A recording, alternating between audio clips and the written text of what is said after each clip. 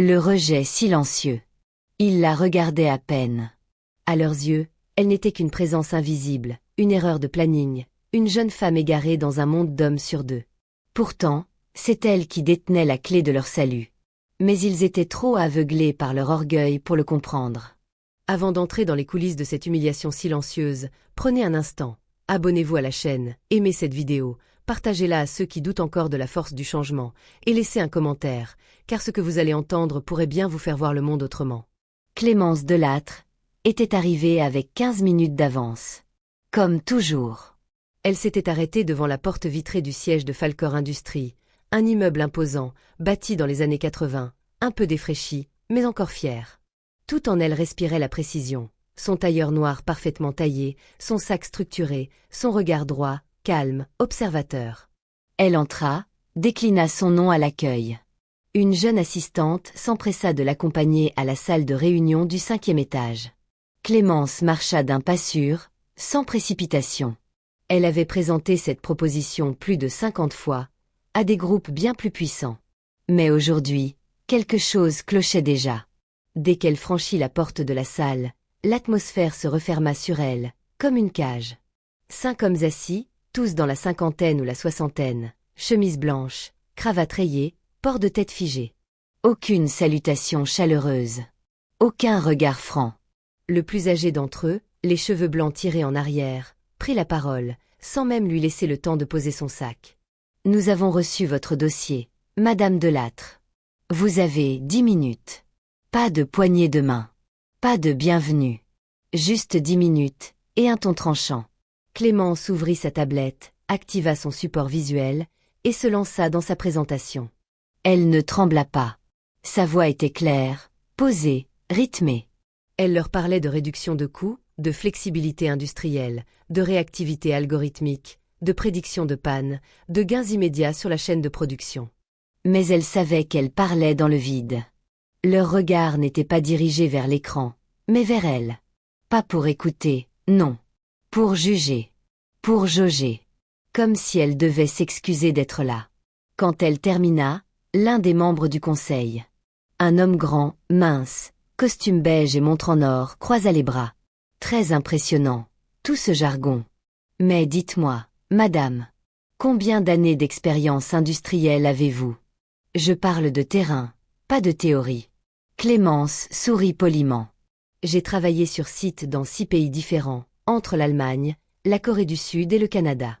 Et ma plateforme est aujourd'hui utilisée par une 40aine d'usines dans l'agroalimentaire, l'automobile et le transport. Le président du conseil fit un geste de la main, comme pour balayer ses propos. Oui, enfin, des usines modernes, connectées, pleines de jeunes, geeks en basket. Ici, c'est du concret, de la vraie machine, pas des lignes de code qui jouent à l'ingénieur. Un autre, à droite, se pencha vers ses collègues, comme pour chuchoter, mais en s'arrangeant pour qu'elle l'entende. Encore une start-up qui pense qu'un algorithme va faire tourner un moteur diesel vieux de 15 ans. Des rires étouffés. Des regards complices. L'un d'eux regarda sa montre, ostensiblement. Clémence, toujours debout, les observa un à un. Pas une trace de doute dans ses yeux. Elle connaissait ce genre de réunion. Ce mépris condescendant, elle l'avait déjà affronté à 25 ans, à San Francisco, puis à Berlin, puis à Lyon. Mais jamais avec une telle froideur. Elle ferma sa tablette, lentement. Elle les remercia de leur temps, ajouta qu'elle laisserait une version papier de son rapport, puis se dirigea vers la porte. Juste avant de l'ouvrir, elle se retourna, et dit calmement. « Je vous souhaite bon courage. Dans 6 mois, vous comprendrez peut-être ce que je vous ai offert aujourd'hui. Mais il sera trop tard. » Ils ne répondirent pas. Ils pensaient qu'elle bluffait. Dans l'ascenseur qui descendait vers le rez-de-chaussée, Clémence inspira profondément. Elle savait déjà ce qu'elle allait faire. Elle allait se tourner vers leur concurrent direct, Arion Machine, bien plus ouvert, plus moderne, plus agile. Elle leur proposerait ce qu'elle venait d'offrir à Falkor, un partenariat technologique taillé sur mesure, une optimisation intégrée, et surtout, une longueur d'avance sur un marché en mutation. À la sortie du bâtiment, le ciel était gris, menaçant. Un vent sec soufflait dans la rue. Clémence marcha droit devant, sans se retourner. Elle savait que quelque chose venait de se passer. Pas un simple refus. Non. Une fracture. Une faille. Car ce qu'ils avaient rejeté avec arrogance, ce n'était pas seulement un contrat. C'était l'avenir. Et l'avenir, lui, ne revient jamais frapper deux fois à la même porte. Dans les semaines qui suivirent, Falcor continua à fonctionner, comme avant. À l'ancienne. Sans remise en question. Ils virent passer dans la presse des annonces discrètes, des bruits de couloir sur des accords entre Etteri et d'autres industriels. Mais ils n'y prêtèrent pas attention. Ils n'avaient pas vu que la vague était déjà en train de les submerger. Le retour de la reine. 6 mois. C'est tout ce qu'il aura fallu. 6 mois pour que la tempête qu'ils avaient ignorée, méprisée, balayée d'un revers de la main, vienne tout ravager sur son passage. Chez Falcor Industries, rien n'avait changé. Enfin, en apparence. Les réunions se tenaient toujours dans la même salle figée dans le passé, les décisions étaient prises par les mêmes hommes, et les mêmes phrases revenaient comme des refrains fatigués. On ne change pas une formule qui marche. Nos clients sont fidèles, ils ne partiront pas. Mais dehors, le monde tournait plus vite. Bien plus vite. Pendant que Falcor ronronnait dans ses certitudes, Etteri s'était allié à Arion Machine, son concurrent direct. Une entreprise plus jeune, plus audacieuse, et surtout, bien moins arrogante. Dès les premières semaines de partenariat, les effets furent spectaculaires. Les délais de production furent réduits de moitié, les pannes imprévues devinrent quasiment inexistantes, et les clients de plus en plus exigeants commencèrent à basculer. Discrètement, puis massivement. Et dans les couloirs de Falcor, l'angoisse commença à se répandre. Les appels téléphoniques se faisaient plus rares. Les anciens partenaires réclamaient des explications. Les commandes diminuaient. Les stocks augmentaient. Et les premières rumeurs de pertes circulèrent, d'abord à voix basse, puis dans les rapports officiels. Mais personne, pas même les plus inquiets, ne soupçonnait ce qui allait venir. Un matin d'avril, dans le hall du Palais des Congrès à Paris, se tenait le Forum national de l'industrie et de l'innovation. Le gratin du secteur y assistait chaque année, PDG, investisseurs, ingénieurs, ministres, journalistes économiques. Un événement attendu, médiatisé, scruté. Et cette année-là, l'invitée d'honneur, c'était Clémence Delattre. Elle monta sur scène dans un silence presque religieux. Un simple tailleur beige, un micro discret, aucune note. Derrière elle, un écran géant projetait, de la vision à la révolution, 6 mois pour tout changer. Elle prit la parole. Sa voix était calme, posée, mais chaque mot portait comme un coup de lame. Il y a 6 mois, j'ai proposé à plusieurs entreprises françaises une solution de rupture. J'ai tendu la main, humblement, avec des chiffres, des preuves, de la transparence. On m'a ri au nez. On m'a expliqué que je n'étais pas assez sérieuse, pas assez installée, pas assez crédible. Certains m'ont même conseillé de retourner faire mes preuves. Elle marqua une pause.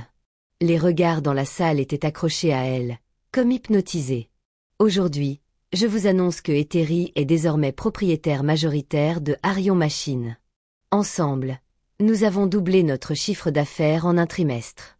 Et à partir de ce mois-ci, nous devenons les fournisseurs exclusifs de 6 des plus grands groupes industriels français.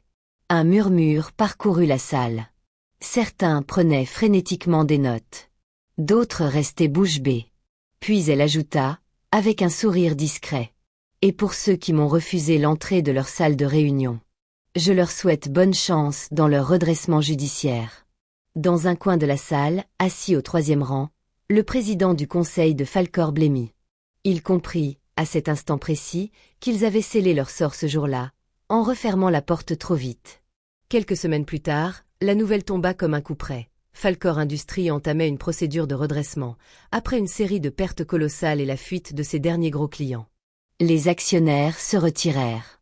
La direction fut démise. Les journaux économiques titrèrent « Comment une start-up a renversé un géant du secteur ».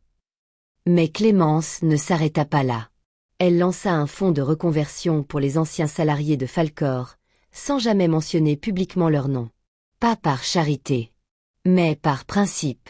Quand un journaliste lui demanda pourquoi elle aidait ceux qui l'avaient rejetée, elle répondit simplement. Ce n'est pas à eux que je tends la main. C'est à leurs employés, à ceux qu'ils ont sacrifiés pour préserver leur ego. Et un jour, alors qu'elle visitait une usine fraîchement rénovée dans l'est de la France, un jeune technicien l'interpella à la fin de son discours. Madame Delattre, vous êtes la preuve vivante qu'on peut triompher même quand tout le monde nous méprise. Qu'est-ce qui vous a permis de tenir? Elle le regarda, un instant, comme si elle revivait tous ces mois de lutte, de solitude, de travail acharné. Puis elle répondit, posément. Je n'ai jamais cherché à convaincre ceux qui avaient déjà décidé de ne pas m'écouter. J'ai avancé, en silence, en construisant. Et j'ai laissé les faits parler à ma place. Cette histoire est une leçon. Une claque. Un rappel brutal mais nécessaire. Ne vous laissez jamais définir par ceux qui doutent de vous. Ne gaspillez pas votre énergie à convaincre ceux qui vous regardent de haut. Construisez. Apprenez. Progressez. Et un jour, ce sont eux qui vous regarderont, de bas. Alors, si cette histoire vous a inspiré, si elle vous a remué, si elle vous a donné envie de croire en votre propre potentiel, abonnez-vous dès maintenant à cette chaîne. Car ici, chaque récit est là pour vous rappeler une chose essentielle. La revanche appartient à ceux qui savent attendre et agir. Aimez cette vidéo, partagez-la à ceux qui doutent encore de leur valeur, et dites-moi en commentaire, à qui pensez-vous en écoutant cette histoire ?